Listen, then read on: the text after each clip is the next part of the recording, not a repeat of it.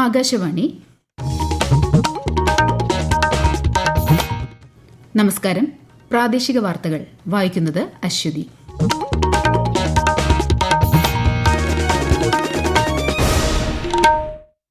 പ്രധാന വാർത്തകൾ.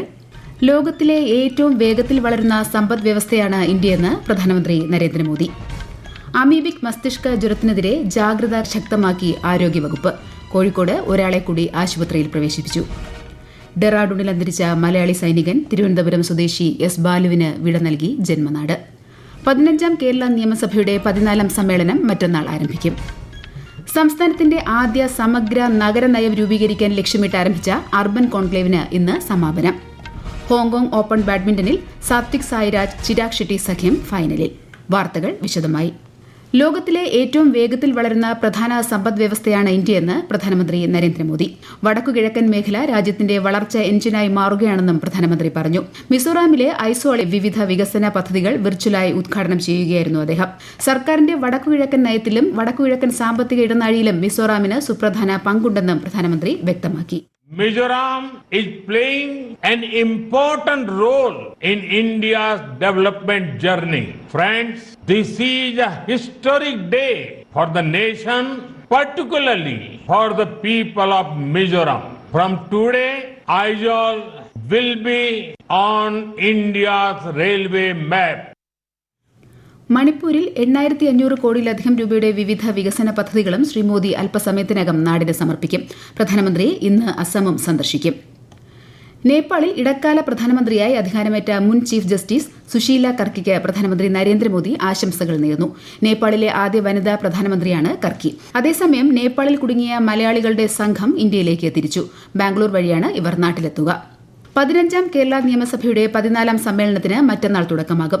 ഒക്ടോബർ 10 വരെ നീളുന്ന സമ്മേളന കാലയളവിൽ 12 ദിവസമാണ് സഭ ചേരുക.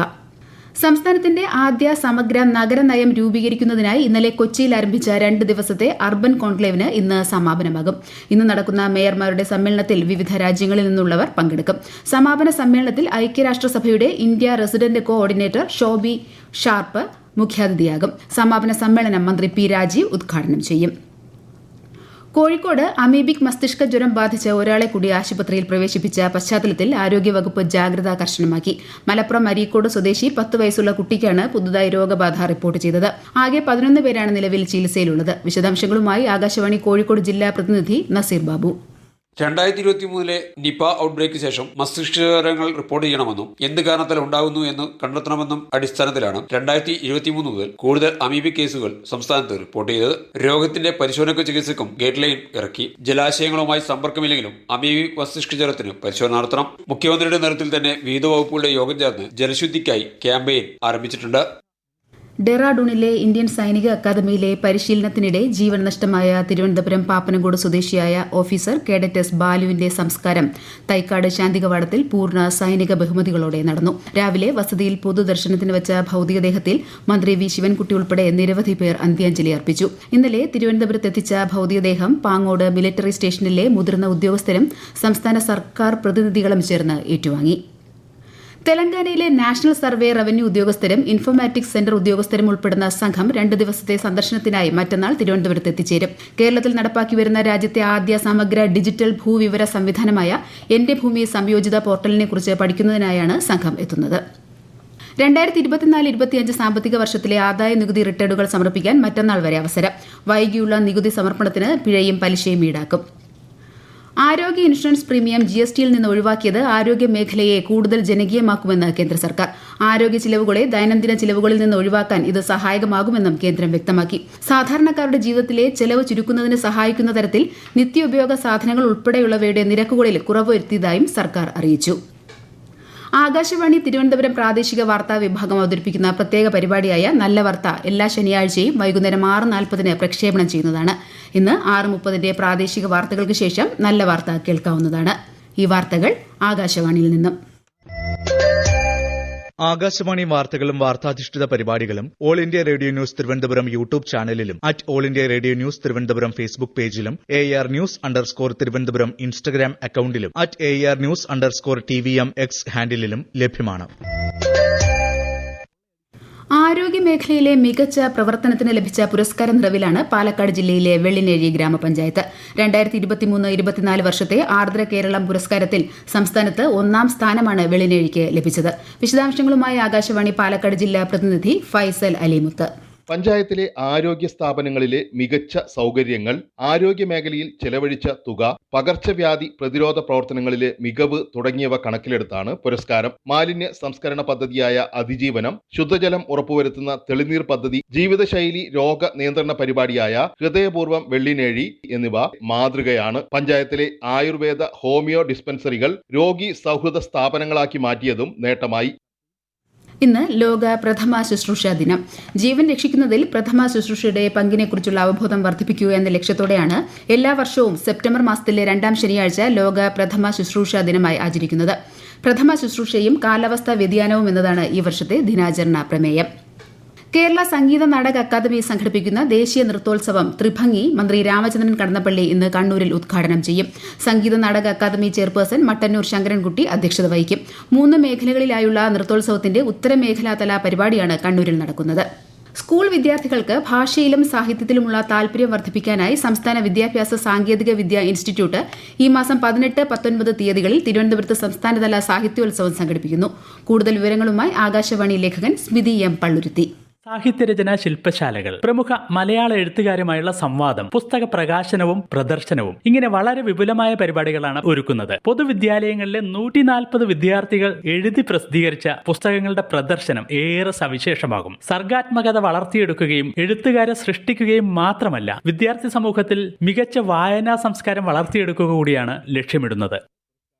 ഹോങ്കോങ് ഓപ്പൺ ബാഡ്മിന്റണിൽ ഇന്ത്യയുടെ പുരുഷ ഡബിൾസ് ജോഡിയായ സാത്വിക് സായിരാജ് ചിരാഗ് ഷെട്ടി സഖ്യം ഫൈനലിൽ കടന്നു. രാവിലെ നടന്ന സെമി ഫൈനലിൽ ചൈനീസ് തായ്പേയ് താരങ്ങളെയാണ് പരാജയപ്പെടുത്തിയത്. ഇന്ന് നടക്കുന്ന പുരുഷ സിംഗിൾസ് സെമി ഫൈനലിൽ ഇന്ത്യയുടെ ലക്ഷ്യ സെൻ ചൈനീസ് താരത്തെ നേരിടും. ഏഷ്യ കപ്പ് ക്രിക്കറ്റിൽ ഇന്ന് ബംഗ്ലാദേശ് ശ്രീലങ്കയെ നേരിടും. ഇന്നലെ നടന്ന ഗ്രൂപ്പ് എ മത്സരത്തിൽ പാകിസ്ഥാൻ ഒമാനെ 93 റൺസിന് പരാജയപ്പെടുത്തി. നാളെ ഇന്ത്യ പാകിസ്ഥാനെ നേരിടും. സ്വർണ്ണവില കുറഞ്ഞു. സ്വർണം പവന് 80 രൂപ കുറഞ്ഞ് 81,520 രൂപയും ഗ്രാമിന് 10,190 രൂപയുമാണ് ഇന്നത്തെ വില. വാഹന അപകടത്തെ തുടർന്ന് മസ്തിഷ്ക മരണം സംഭവിച്ച എറണാകുളം സ്വദേശി ബിൽജിത്ത് ബിജുവിന്റെ അവയവങ്ങൾ ദാനം ചെയ്തു. ഹൃദയം, 2 വൃക്ക, കരൾ, ചെറുകുടൽ, പാൻക്രിയാസ്, 2 നേത്രപടലങ്ങൾ എന്നിവയാണ് ദാനം ചെയ്തത്. കൊച്ചിയിലെ സ്വകാര്യ ആശുപത്രിയിൽ ചികിത്സയിലുള്ള 13 വയസ്സുകാരിയാണ് ഹൃദയം സ്വീകരിക്കുക. തീവ്ര ദുഃഖത്തിലും അവയവദാനത്തിന് സന്നദ്ധരായ ബന്ധുക്കളെ മന്ത്രി വീണ ജോർജ് നന്ദി അറിയിച്ചു.